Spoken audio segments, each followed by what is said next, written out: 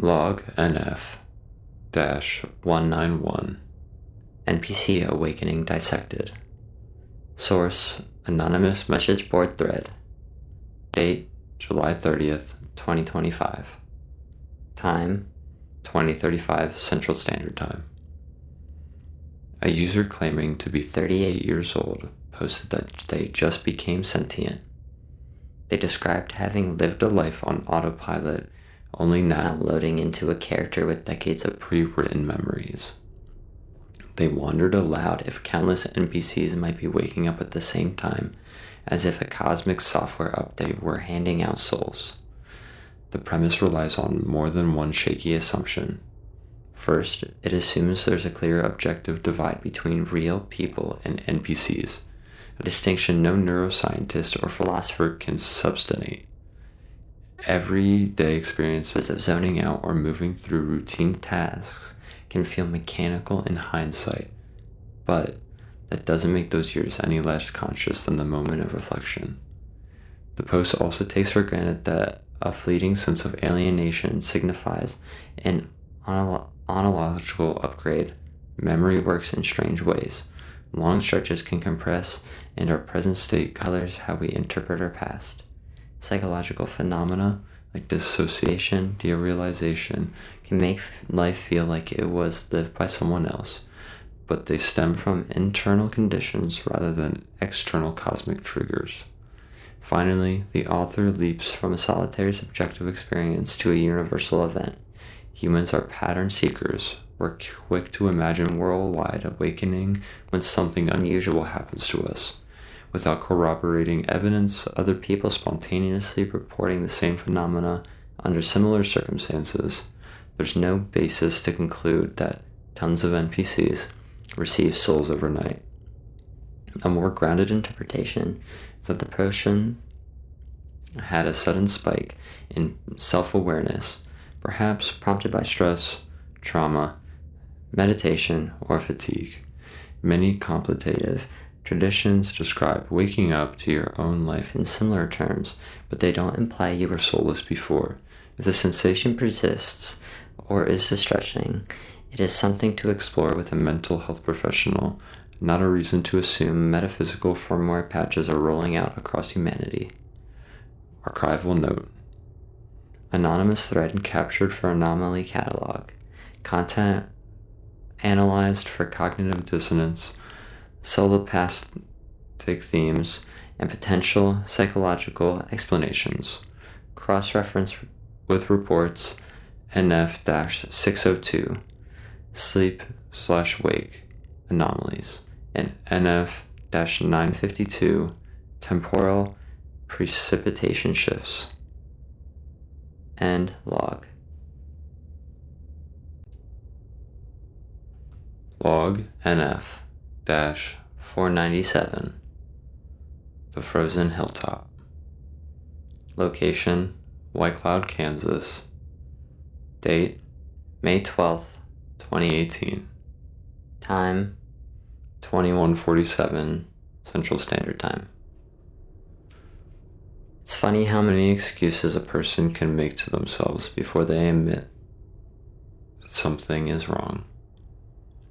The first time it happened, I told myself I had misread the clock. I was out on my parents' farm, doing my usual evening walk up to the hilltop. There's a stand of cottonwoods up there that my grandfather planted. You can see the Missouri River from the clearing on a clear day. That evening, the sky was so clear you could see all the way to the leaves on the Nebraska side. I took my thermos and a flashlight because the sun was already low. The path is muscle memory by now. I could probably walk it blindfolded.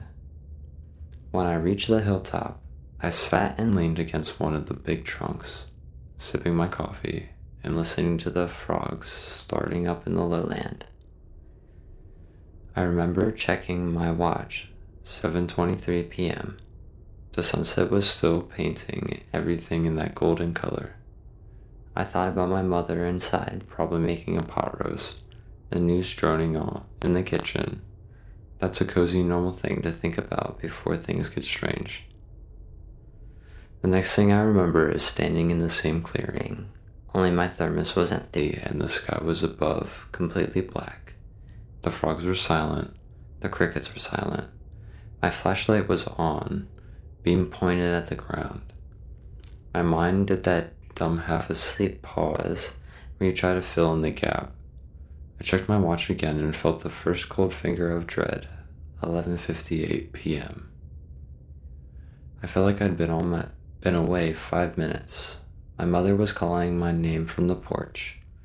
Voice rough with tears, I shouted back, and she began sobbing. When I got down to the house, she clutched me like I was a ghost. She told me she'd been searching since 8 o'clock, yelling up into the trees, calling my phone. My phone was in my back pocket with 2 missed calls from her at 7:50. I had no texts, no photos, no new notes to show I'd done anything. It was as if 4 hours had been carved out of my life. The second time was a week later.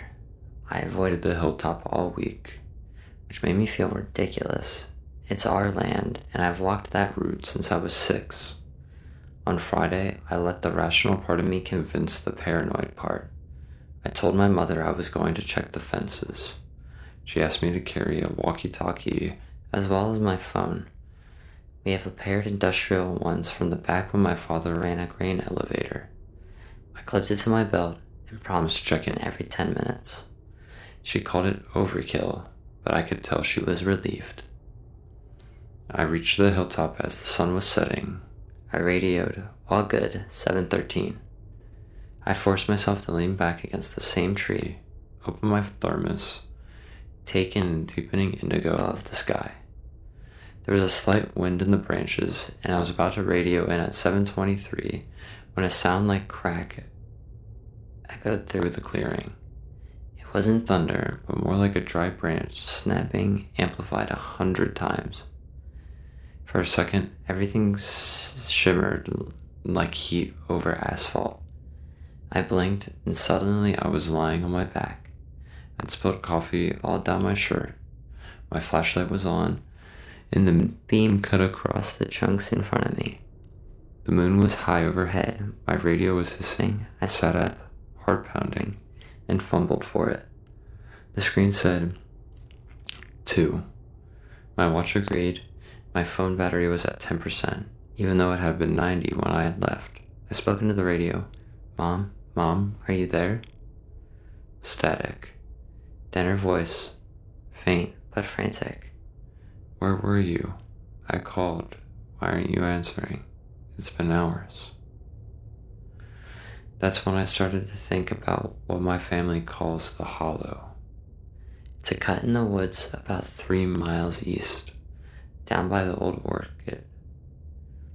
When my grandfather was young, something happened down there.